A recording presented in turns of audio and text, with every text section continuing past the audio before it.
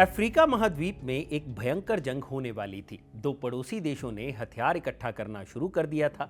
उनके समर्थक भी कमर कसकर तैयार थे, लेकिन जंग होती उससे पहले ही तीसरी पार्टी ने समझौता करा दिया। इस तरह एक भीषण आपदा टल गई।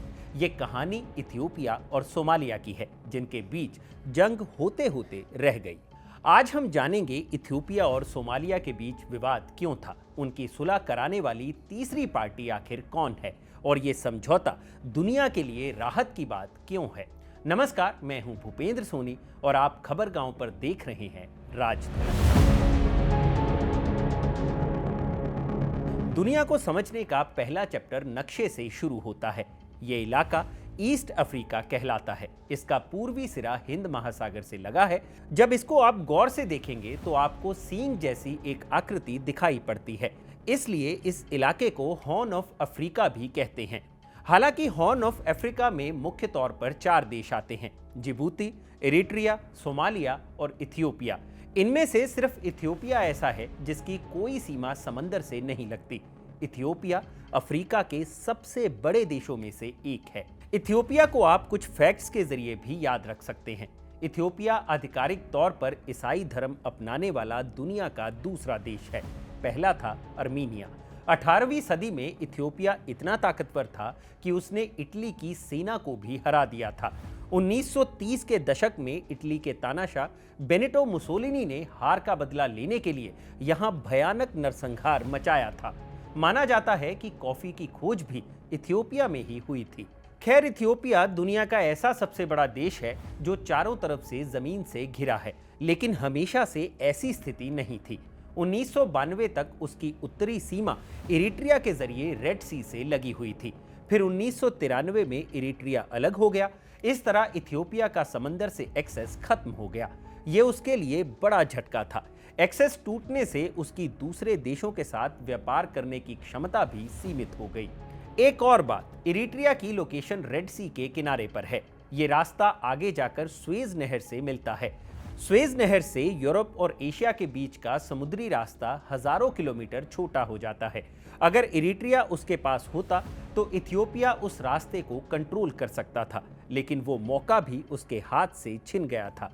अलग होने के बाद इरिट्रिया से इथियोपिया के रिश्ते कभी पटरी पर नहीं लौटे। 1998 से लेकर 2000 के दौरान दोनों के बीच लंबी जंग चली। इसमें 70,000 से ज्यादा लोग मारे गए थे। दोनों की लड़ाई आधिकारिक तौर पर 2018 में खत्म हुई। बहरहाल, इथियोपिया की समंदर का एक्सेस पाने की कवायद जारी रही। उसने जिबूती के साथ समझौता भी किया, लेकिन यह काफी महंगा सौदा था। इथियोपिया को हर साल तकरीबन 13,000 करोड़ रुपए का किराया भरना पड़ता है। फिर एक रोज इस मुल्क को सोमालीलैंड के रूप में एक रोशनी दिखी। सोमालीलैंड सोमालिया का एक प्रांत है। 1991 में उसने सोमालिया से अलग होने की घोषणा की थी। उनकी अपनी सरकार, संसद और सेना है। सोमालीलैंड सोमालिया की तुलना में ज्यादा शांत भी है। वो खुद को एक संप्रभु देश की तरह मानते हैं, लेकिन ना तो सोमालिया और ना इंटरनेशनल कम्युनिटी ने उसको मान्यता दी है। फिर आया जनवरी 2024। इथियोपिया ने स्टेटस को बदलने की कोशिश की। उसने सोमालीलैंड के साथ एक मेमोरेंडम पर दस्तखत किए। इसमें जो पॉइंट्स दर्ज थे उसने सोमालिया के कान खड़े कर दिए। जैसे सोमालीलैंड 20 किलोमीटर का समुद्री इलाका इथियोपिया को 50 साल के लिए लीज पर देगा। बदले में इथियोपिया अपने सरकारी एयरलाइंस में कुछ हिस्सेदारी सोमालीलैंड को देगा। साथ ही साथ वो सोमालीलैंड को मान्यता भी देगा। जैसे ही इस डील की खबर बाहर आई, हंगामा मच गया। सबसे ज्यादा नाराज सोमालिया था, क्योंकि वो आज भी सोमालीलैंड को अपना हिस्सा ही मानता है। उसने कहा कि ये हमारी संप्रभुता और क्षेत्रीय अखंडता का खुला उल्लंघन है। हम इसको चुपचाप बैठकर देखते नहीं रहेंगे। इसके बाद दोनों देशों ने अपने अपने राजदूत भी वापस बुला लिए। एक तरफ इथियोपिया और सोमालिया के बीच तनाव बढ़ रहा था, दूसरी तरफ इजिप्ट ने इसका फायदा उठाने की कोशिश की। इजिप्ट और इथियोपिया में पुरानी रंजिश चलती आ रही है। 2011 में इथियोपिया ने नील नदी के ऊपर ग्रेट रेनेसो डैम बनाने का ऐलान किया। रिपोर्ट्स के मुताबिक इस बांध के बनने से 60% आबादी को बिजली मिलेगी। इजिप्ट का आरोप है कि इससे उसके यहाँ पानी का बहाव कम होगा। नील नदी इथियोपिया के बाद इजिप्ट में ही जाती है। इसका पानी लाखों लोगों के लिए जीवन रेखा की तरह है। इजिप्ट का कहना है कि डैम बनाते वक्त हमारी चिंताओं का ध्यान नहीं रखा गया। तो हुआ ये कि इजिप्ट ने अगस्त 2024 में सोमालिया के साथ एक सिक्योरिटी डील की। फिर उसने हथियारों की 2 खेप भेजी। इसके अलावा सोमालिया ने इथियोपिया के 10,000 सैनिकों को निकालने की चेतावनी भी दी। ये सैनिक पीस कीपिंग मिशन के तहत सोमालिया में तैनात हैं। कहा गया कि उनकी जगह इजिप्ट के सैनिकों को लगाया जाएगा। इससे इथियोपिया को भी गुस्सा आया। उसने कहा जो चीज आपस में बैठकर सुलझाई जानी थी उसमें बाहरी लोगों को शामिल किया जा रहा है। जब दूसरे देश इस इलाके को अशांत करने की कोशिश कर रहे हैं, हम हाथ पर हाथ धरकर बैठे नहीं रह सकते। फिर अक्टूबर में इरिट्रिया, सोमालिया और इजिप्ट के नेताओं की एक और मीटिंग हुई। इसमें उन्होंने आतंकवाद से लड़ने के साथ साथ जमीनी और समुद्री सीमाओं की सुरक्षा की बात कही थी। जानकारों ने कहा इनडायरेक्टली इथियोपिया पर निशाना साधा जा रहा है। अगर सीधी जंग नहीं हुई तो भी प्रॉक्सी वॉर से इनकार नहीं किया जा सकता। जब जंग की आशंका चरम पर पहुंची तब इसमें तुर्की की एंट्री हुई। उसके दोनों देशों में ही इंटरेस्ट हैं। सोमालिया में तुर्की का मिलिट्री बेस है। उसने सोमालिया के सैनिकों को ट्रेनिंग भी दी है। वो राजधानी मोगादिशु के एयरपोर्ट और बंदरगाह को भी मैनेज करता है। इसी तरह 2021 में तुर्की ने इथियोपिया को मिलिट्री ड्रोन्स बेचे थे, जिसका फायदा उन्हें टिग्रे प्रांत में विद्रोहियों को दबाने में मिला। इन सबके अलावा तुर्की के राष्ट्रपति रेचेप तैयप एर्दोआन की दोनों देशों के नेताओं से अच्छी दोस्ती भी है। तो एर्दोआन ने इथियोपिया के प्रधानमंत्री एबी अहमद अली और सोमालिया के राष्ट्रपति हसन शेख मोहम्मद को मिलने बुलाया। 11 दिसंबर को दोनों नेता तुर्की की राजधानी अंकारा पहुंचे। एर्दोआन दोनों को अपने साथ मीटिंग हॉल में ले गए। मिडिल ईस्ट आई की रिपोर्ट के मुताबिक एर्दोआन ने साफ साफ कहा कि जब तक आप दोनों में सुलह नहीं होती तब तक आप बाहर नहीं जाएंगे। इसके बाद मीटिंग लगातार 7 घंटे तक चली। आखिर में दोनों पक्षों में सहमति बन गई। उन्होंने साझा बयान जारी किया। इसको अंकारा डिक्लेरेशन कहा गया। इसके तहत इथियोपिया ने सोमालिया की क्षेत्रीय अखंडता स्वीकार कर ली है, यानी वो सोमालीलैंड की आज़ादी को मान्यता नहीं देगा।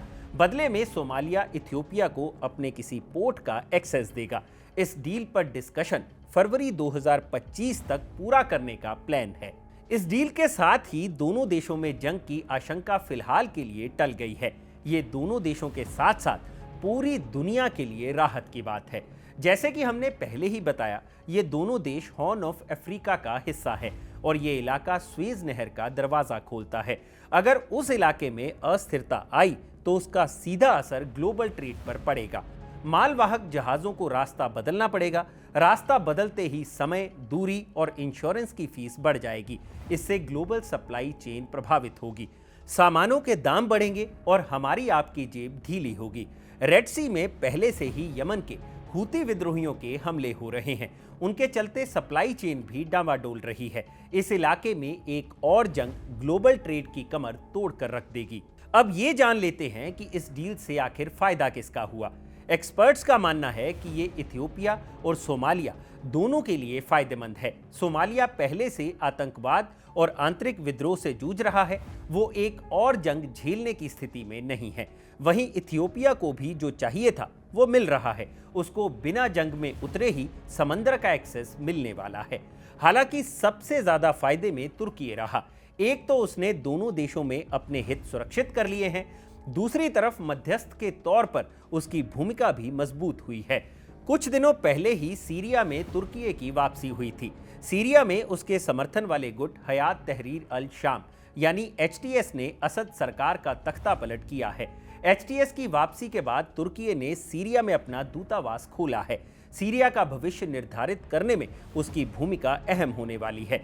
इसलिए पिछले दिनों अमेरिका के विदेश मंत्री एंटनी ब्लिंकन आनन फानन में अंकारा पहुंचे थे। इथियोपिया सोमालिया डील कराने के बाद एर्दोआन ने सूडान में मध्यस्थता का प्रस्ताव दिया है। सूडान में अप्रैल 2023 से ही सिविल वॉर चल रही है। इस लड़ाई में लगभग 1 लाख लोग मारे जा चुके हैं, जबकि 1 करोड़ लोग विस्थापित हुए हैं। अगर तुर्की वहां संघर्ष विराम कराने में कामयाब रहा तो उसकी ग्लोबल पोजीशनिंग अलग मुकाम पर पहुंच जाएगी। इस चैप्टर को यहीं पर विराम देते हैं। अब बोनस खबर की बारी है। साउथ कोरिया की संसद ने राष्ट्रपति यून सुक योल के खिलाफ महाभियोग प्रस्ताव पास कर दिया है। 14 दिसंबर को संसद के 205 सदस्यों ने प्रस्ताव के समर्थन में वोट डाला। पास कराने के लिए 200 वोटों की जरूरत थी। ये महाभियोग विपक्षी पार्टियों ने मार्शल लॉ लगाने के फैसले के खिलाफ लाया था, लेकिन विपक्ष के पास महज 192 सांसद थे। उन्होंने 7 दिसंबर को पहली बार प्रस्ताव पास कराने की कोशिश की थी, लेकिन वो कोशिश फेल हो गई। फिर 14 दिसंबर को दूसरा प्रस्ताव लाया गया। इस दफा सत्ताधारी पार्टी के कुछ सांसदों ने भी राष्ट्रपति के खिलाफ वोट डाला। प्रस्ताव पास होते ही यून सुक योल को सस्पेंड कर दिया गया है। उनका केस संवैधानिक कोर्ट में चलेगा। कोर्ट के पास 6 महीने का समय है ये डिसाइड करने के लिए कि यून को हटाने का फैसला सही है या नहीं। अगर कोर्ट ने हटाने का आदेश दिया तो यून को तत्काल प्रभाव से कुर्सी छोड़नी होगी। फिर 60 दिनों के अंदर नया राष्ट्रपति चुनाव कराया जाएगा। जब तक ये नहीं होता तब तक प्रधानमंत्री हान डक सू कार्यवाहक राष्ट्रपति के तौर पर काम करेंगे। साउथ कोरिया के तख्ता पलट पर हमने राजदूत में विस्तार से बात की है। आपको डिस्क्रिप्शन में उसका लिंक भी मिल जाएगा। आज का राजदूत यहीं तक। आपको यह एपिसोड कैसा लगा हमें कमेंट सेक्शन में जरूर बताएं। खबर गांव को लाइक और शेयर और सब्सक्राइब करना मत भूलिएगा। शुक्रिया।